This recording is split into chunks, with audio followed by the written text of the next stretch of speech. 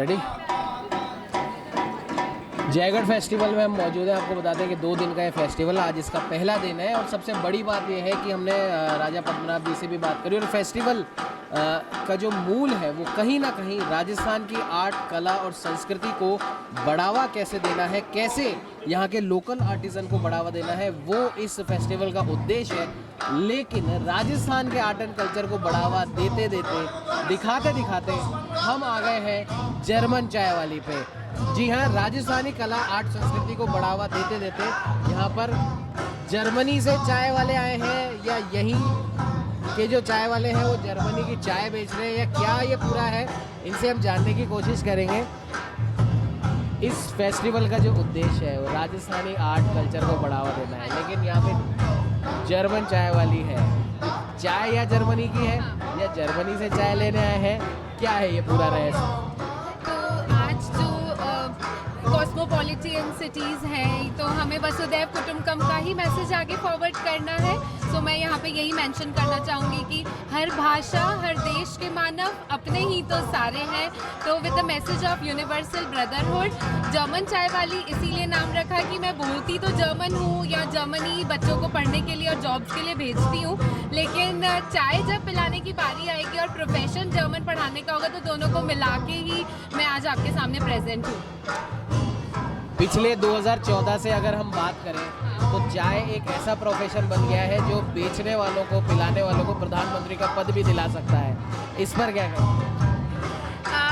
तो एक ही इसके पीछे माइंडसेट होना चाहिए कि भले चाय जैसे काम को कोई भी अंडर एस्टिमेट कर सकता है, छोटी दृष्टि से देख सकता है कि ये बहुत छोटा सा काम है और हो सकता है कि हम इंटरेस्ट ही ना शो करें उसको करने में, लेकिन हमें बहुत अपनी सोच को विस्तार देना है, बड़ा सोचना है, विजन बड़ा रखना है। यू नेवर नो कि आने वाला कल आपके लिए क्या गिफ्ट्स लेके आएगा। इनकी मदर भी हमारे साथ है, उनसे भी बात करेंगे। मैम, जैसा इन्होंने बताया कि ये बच्चों को जर्मन पढ़ाती हैं और पहले भी हमने इनसे बात करी है, काफ़ी इनसे बातचीत होती रहती है। इनके द्वारा पढ़ाए गए, सिखाए गए कई बच्चे आज जर्मनी में या फिर जर्मन लैंग्वेज को लेके जॉब कर रहे हैं। अच्छा खासा जॉब चल रहा है, फिर चाय क्यों? नमस्कार जी, सबसे पहले तो थैंक यू दूंगी मैं पूरी रॉयल फैमिली को, पूरी टीम को, जयगढ़ फेस्टिवल के लिए, इतने सुंदर आयोजन के लिए।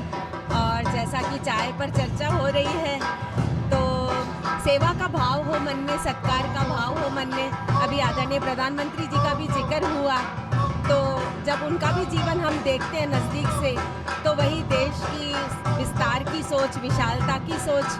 बस एक पेरेंट्स होने के नाते मैं सभी के लिए यही परमपिता परमात्मा से प्रार्थना करूंगी कि काम चाहे कैसा भी हो, जो हमारे भारतवर्ष का ये कोट है कि अतिथि देवो भव, सेवा का भाव सबके मन में हो, प्यार और मिलवर्तन का भाव सबके मन में हो।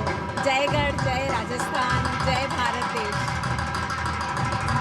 जैसा कि माँ बेटी की जोड़ी ने कहा कि जब एक चाय बेचने वाला प्रधानमंत्री के पद पर जा सकता है और उस पद पर जाने के बाद भी वो अपने आप को प्रधानमंत्री नहीं, प्रधान सेवक कहलाना ज़्यादा पसंद करते हैं, तो वही कुछ सोच इनके साथ भी है। हालांकि इनका एक अलग काम है, जर्मनी की ये टीचिंग, जर्मन लैंग्वेज की ये टीचिंग देती है, लेकिन उसके साथ साथ चाय का भी पैशन है। और जैसा कि आंटी जी ने भी कहा कि अतिथि देवो भव, ये हमारे भारत का, हमारे राजस्थान का वो वाक्य है जिस वाक्य के थ्रू हम हमारे यहाँ पर पधारने वाले तमाम अतिथियों का बाहें फैलाकर स्वागत करते हैं। और क्योंकि चाय अब एक आम चीज़ हो गई है जो एक आम को खास बना सकती है, तो वही कुछ खास करने की कोशिश ये कर रहे हैं। कितने सफल होते हैं, कितने नहीं, ये तो खैर आने वाला वक्त ही बताएगा। सहयोगी कैमरामैन अजय के साथ उमंग माथुर, न्यूज़ 21।